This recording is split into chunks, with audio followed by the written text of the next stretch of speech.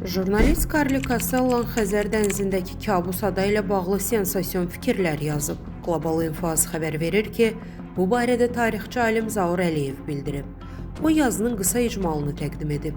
Stat: NASA peykləri Azərbaycan yaxınlığındakı kabus adanın şəklini çəkib. Alimlər adanın görünməsini Xəzər dənizində yerləşən palçıq vulkanının püskürməsi ilə əlaqələndirirlər. Xəzərdə ilk belə ada 1861-ci ilin mayında müşahidə edilib.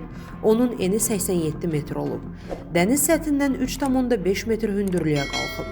1862-ci ilin əvvəllərində bu ada yuyulub. Vulkanın ən güclü püskürməsi isə 1950-ci ildə qeydə alınıb.